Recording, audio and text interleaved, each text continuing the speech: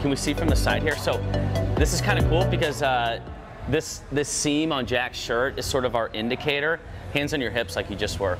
So if you look at this seam right here, it's actually pointing towards the front of his shoulder. And you can always tell when somebody's relaxed and just talking, you really see where the tight parts of their body are. So this is the first thing that stood out to me, is when Jack was in this relaxed default position and he's not thinking about it.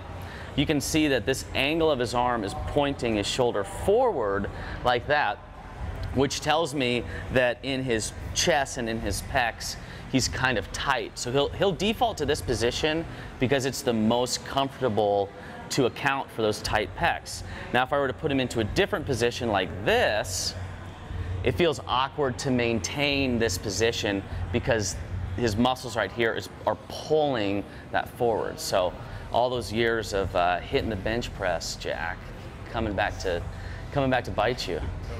But no, there's an easy fix for that. So what we're gonna do is we have a lacrosse ball here. So Jack, you're gonna take the lacrosse ball, and I like to put it in one of the holes in the rig here so that it doesn't slide around on you. And you're gonna kind of like, you wanna get low because you wanna kind of put some weight into that thing. And once it's in there, you wanna set that shoulder blade back into a good position.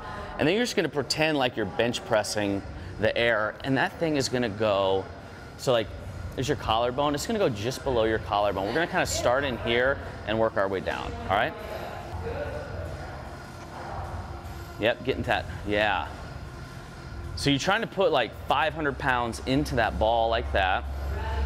And then we're gonna go set this shoulder blade back. Yeah, pull your shoulder back toward me, a little bit more.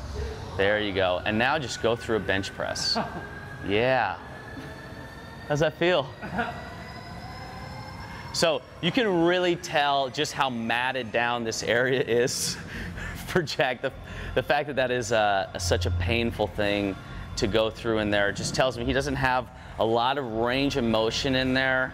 He came in today pretty beat up, so this is not terribly surprising.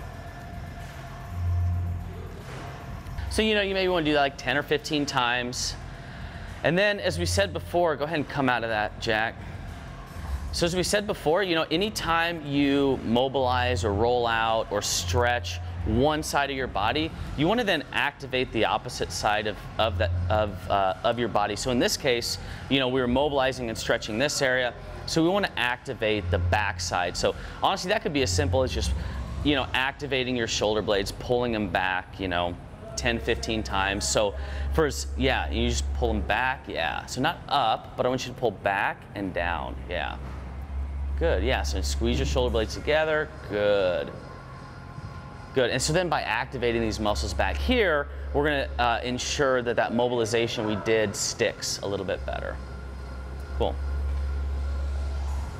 Good, so now we can also see, we first looked at this seam on his t-shirt, and we can already see that this seam is in a much better position. Before it was kind of coming down to right about there, and now we've got that thing kind of running right along his shoulder.